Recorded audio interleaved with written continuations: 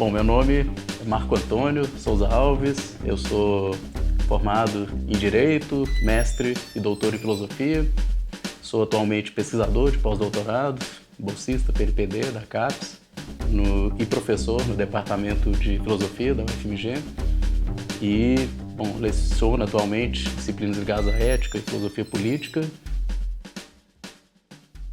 O primeiro elemento básico de uma democracia é que os governantes são eleitos pelo povo, em voto direto. Bom, a segunda característica é que a própria democracia, ela também, um regime democrático, ou melhor ainda, um Estado democrático de direito, ele estabelece também procedimentos para o julgamento da lisura dos próprios governantes e dos gestores públicos. Então, é claro que é possível que a gente tire alguém do poder democraticamente. Isso é absolutamente possível. Obviamente, dentro daquilo que está previsto na nossa Constituição, nas nossas leis. Existem meios, digamos assim, democráticos de se tirar alguém que foi eleito pelo povo. Então, não é o simples fato de que a presidente Dilma foi eleita em 2014 que agora, então, não existam mecanismos democráticos para remover um governante do poder. Não é isso que está em jogo. Agora, democracia pressupõe respeito, acima de tudo, além do respeito à vontade popular, respeito às leis, respeito àquilo que está estabelecido, às instituições. Então, eu acho que se tem um risco grande à democracia, qualquer uma, é quando alguém começa em nome de alguma coisa que se considera maior, que se considera mais nobre ou mais importante, começa a passar por cima das leis. Começa a achar que se justifica deixar de seguir aquilo que está previsto na Constituição e nas leis porque há uma ameaça maior, ou porque é preciso dar um basta, ou porque enfim, a sensação de que há algo mais nobre do que o respeito às leis. Esse é o que mata a democracia. Porque não tem nenhum interesse público maior numa democracia do que o respeito aos direitos individuais, aos direitos fundamentais. Na hora que governos que se permitem passar por cima de direitos fundamentais em nome de um suposto interesse maior da nação ou do interesse público, são justamente aqueles governos que nós qualificamos como ditatoriais, fascistas, etc. Toda vez que nós vivemos um momento de maior conturbação política, é importante que a gente tente se afastar um pouco do calor dos acontecimentos para analisar eles com um pouco mais de profundidade, olhar para eles, para aspectos que muitas vezes escapam aquilo que as pessoas, no calor das discussões, ficam olhando só para aquilo, enfim. E acho que pelo menos 3 elementos, assim, 3 domínios são muito importantes para enriquecer o nosso olhar. Um desses elementos é a história, aprender com a história, olhar para o passado. Outro elemento, e que está, digamos, no centro das discussões atuais, é o direito, a questão jurídica, o que a nossa Constituição diz, as nossas leis estabelecem. E um outro elemento que eu incluiria também como importante é uma avaliação política, mas do ponto de vista das estratégias, digamos assim, de quais são as opções que se apresentam no momento. Que eu acho que, é claro que quando se discute, se faz política, a gente faz sempre em situações específicas, que algumas possibilidades se apresentam e outras não. E é preciso analisar quais são as possibilidades ou as alternativas que se apresentam, e fazer escolhas dentro daquilo que é viável em um determinado contexto. E não ficar sonhando, digamos assim, com uma salvação que simplesmente não se apresenta. Bom, então, acho que a gente pode falar um pouco sobre esses 3 elementos, a história, o direito e a política, Quanto ao primeiro elemento, o histórico, eu acho que a primeira constatação óbvia é que o respeito à democracia no Brasil constitui a exceção e não a regra da nossa república. Então, desde que o Brasil se tornou república, no final do século XIX, que nós tivemos uma sucessão de rupturas na ordem institucional, uma sucessão de quebras, do ponto de vista daquilo que estava previsto na Constituição e nas leis. Com 37, o Getúlio Vargas, ele se perpetuou no poder, ele era o presidente, mas ele, enfim, dá um golpe, nesse golpe instaura o Estado Novo, que ele permanece no poder até 1945. Nesse momento, ele vai às rádios, e lê um manifesto, chamado Manifesto da Nação, no qual a gente encontra, enfim, uma espécie de declaração feita ao povo brasileiro, na qual ele explicita de alguma forma as razões para aquele ato, né, para aquele golpe. O Getúlio Vargas, por exemplo, acabou como é comum, aliás, em ditaduras, né, acabou com as eleições diretas, né, e o argumento era de que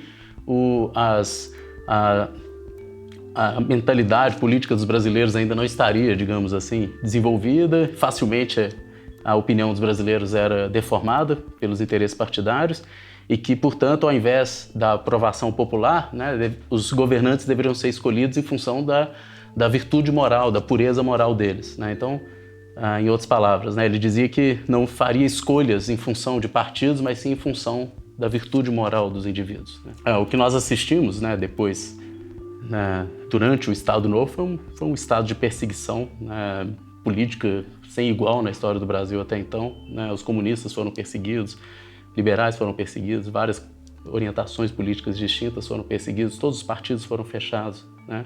O parlamento os mandatos foram cassados, etc, né? Então, um período obviamente, em que não houve nenhum respeito, né, à liberdade de expressão, à liberdade de organização partidária. Foi, obviamente, uma violação ao que a gente pode entender minimamente como democracia, né? Enfim. Mas em 64, né, o que eu acho muito semelhante com o que acontece hoje diz respeito aos atores, né, que de alguma maneira apoiaram a queda do presidente naquele momento, que era o João Goulart, com os atores que hoje apoiam a queda da presidente da República, Dilma.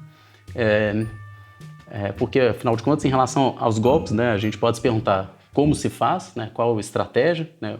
O que caracteriza um golpe é o fato de que é sempre feito internamente, ou seja, é uma parte, um setor, né, um órgão do Estado, ele mesmo, que é responsável por derrubar, né, ou por chegar ao poder, ou por tirar alguém do poder, né? Então, seja as Forças Armadas, seja o próprio Legislativo, seja o Judiciário, mas é sempre interno, né? Diferentemente do que caracteriza, por exemplo, uma insurreição, uma revolução, etc. No caso e outra pergunta, né, além do como se faz um golpe, a outra pergunta relevante é quem faz, né? Quais são os atores, né? E acho que se nós olharmos para 64, né, tem uma coisa que impressiona, verificar que a mobilização era da classe média, né, aquela marcha, né, da família com Deus pela liberdade, por exemplo, que ocorreu semanas antes do golpe de 64, era uma marcha em São Paulo que juntou milhares de pessoas de classe média, né, que estavam indignados com a corrupção, indignadas com a ameaça vermelha, indignadas com a reforma agrária que estava começando a se realizar no Brasil por causa das reformas de base propostas pelo presidente João Goulart. Enfim, outros atores importantes, os industriais paulistas, né? Hoje a Fiesp, né, também é um ator importante na derrubada do governo.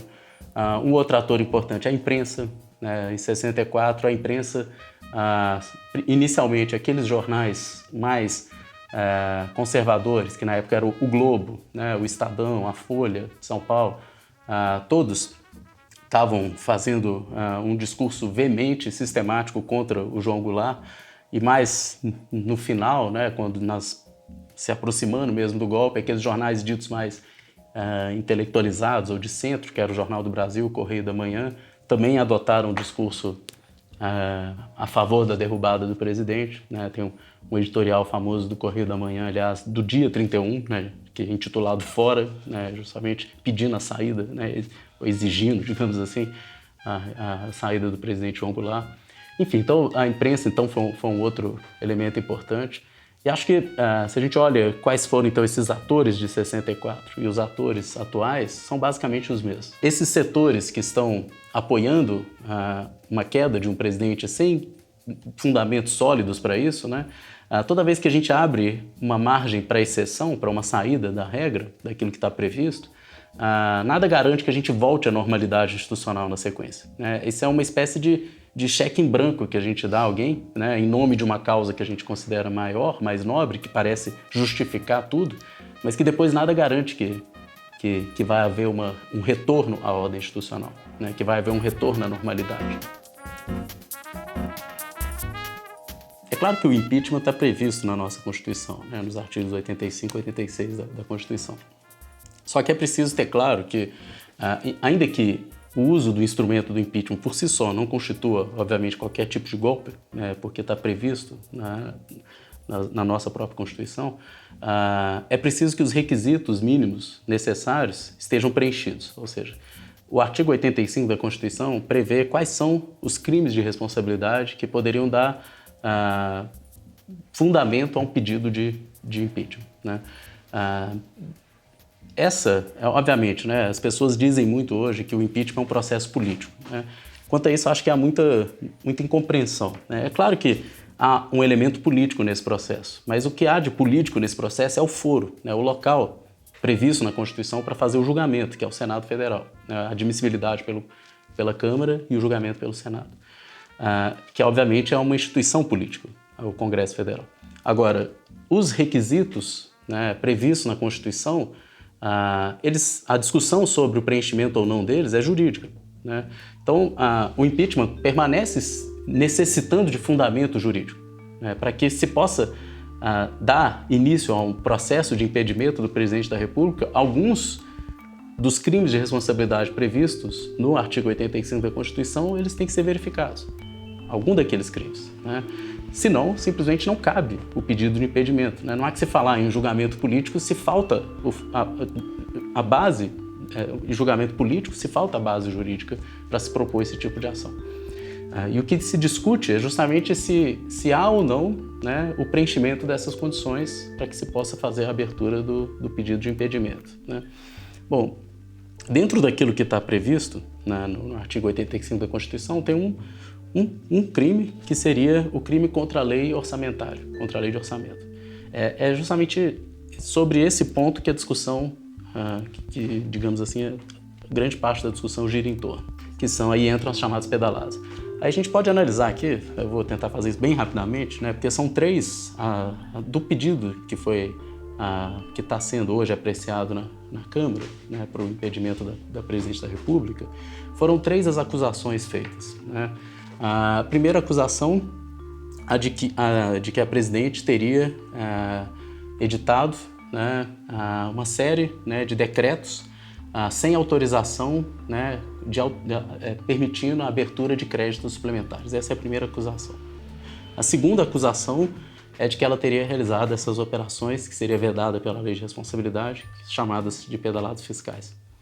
E a terceira acusação é de que ela teria participado ou sido conivente com práticas de corrupção, em particular a partir dos escândalos da Petrobras. Bom, primeiro com relação à abertura de créditos suplementares, né? Preciso que as pessoas entendam o que constitui isso, né? O Congresso ele aprova uma lei orçamentária, né, no final do ano, né, valendo para o ano seguinte.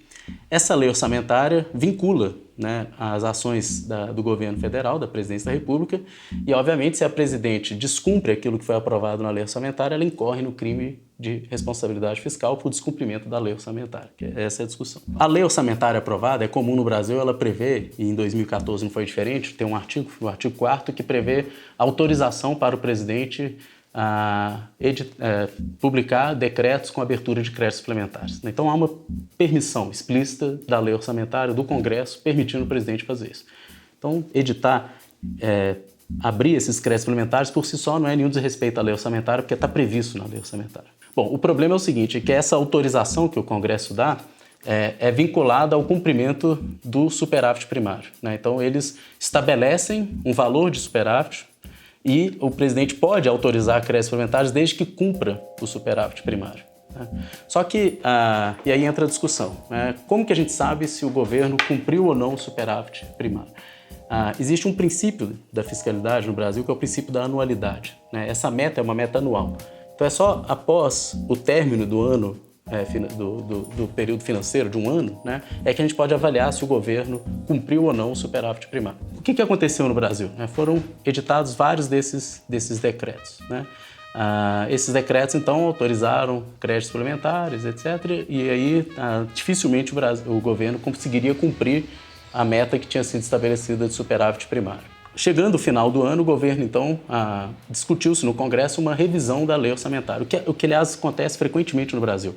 É muito comum aprovar-se uma lei orçamentária e depois, no ano seguinte, né, eles modificam aquilo que tinha sido previsto no ano anterior, e isso pode acontecer por diferentes motivos, porque por exemplo, que foi o que aconteceu em 2015, em razão de uma crise econômica, né, as receitas não foram condizentes com a expectativa do ano anterior, né, e aí não foi possível cumprir, eles fazem uma revisão da meta, né.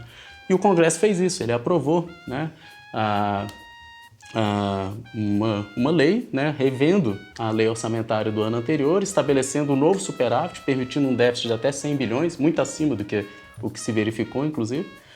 E, obviamente, uma vez que o Congresso aprovou essa revisão da lei orçamentária, não há que se falar que houve descumprimento da lei orçamentária, uma vez que o próprio Congresso autorizou. O Congresso anteriormente autorizou o governo a autorizar créditos suplementares e depois ele aprovou um novo superávit. Então, eu não consigo visualizar qual foi o crime de responsabilidade cometido. Afinal de contas, quem autoriza é o próprio Congresso e eles aprovaram.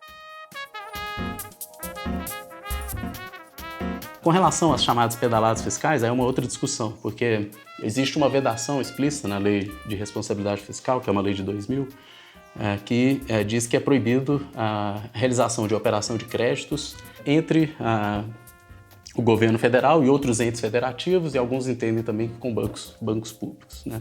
E aí a discussão era se as pedaladas fiscais nada mais são do que um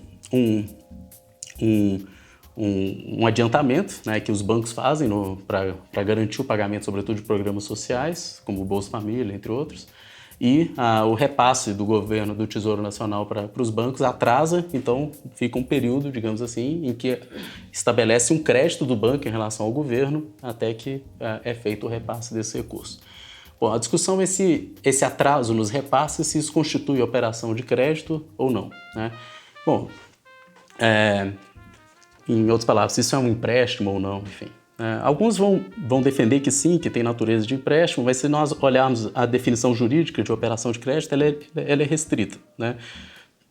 E a gente precisa diferenciar juridicamente o que é uma operação de crédito do que é um direito de crédito, né? O atraso no repasse, né, do Tesouro para os bancos públicos certamente faz nascer um direito de crédito, mas isso não transforma isso numa operação de crédito. Então, é basicamente como se eu contratasse o serviço de uma pessoa, qualquer serviço, né? Enfim, serviço de um arquiteto, né? E aí ele me entrega o projeto e eu não pago, por exemplo, pelo projeto que ele me entregou. Aí o arquiteto, obviamente, em razão do inadimplemento contratual, faz nascer para o arquiteto um direito de crédito em relação a mim. Então ele tem direito de cobrar de mim o cumprimento do contrato. Agora, isso não significa que nós realizamos uma operação de crédito, significa apenas que o descumprimento de contrato fez nascer um direito de crédito. Então, o entendimento em relação a esse tipo de operação com os bancos públicos sempre foi esse, por parte do próprio Tribunal de Contas da União, de que isso não configurava operação de crédito, mas apenas um direito de crédito oriundo de um atraso de repasse e, portanto, de um inadimplemento contratual. O governo federal, só para deixar claro, depois que foi publicado o acórdão do Tribunal de Contas da União, ele deixou de praticar as chamadas pedaladas fiscais, justamente acolhendo o novo entendimento, né? Mas, enfim. E o que eu acho ainda mais absurdo, que é o fato que a gente tem que diferenciar duas coisas. Uma coisa é o que o Tribunal de Contas faz. O Tribunal de Contas da União, dos Estados, é um órgão acessório do Poder Legislativo e a função dele é julgar as contas da República, as contas públicas, né? Outra coisa é julgar pessoalmente a conduta dos gestores. Por exemplo, no caso do impeachment, o que está em questão é um julgamento da conduta da Presidente da República, né? Então, eu posso, por exemplo, reprovar as contas públicas, isso não necessariamente significa que eu criminalizo pessoalmente a pessoa da Presidente da República. Então, são duas coisas diferentes. O que a gente viu no caso do impeachment foi um excesso ainda maior, ou seja, não só o tribunal muda seu entendimento, reprova as contas retrospectivamente e ainda transforma em crime uma prática que até então era simplesmente aprovada pelo Tribunal de Contas e quer responsabilizar pessoalmente a pessoa da Presidente da República por isso.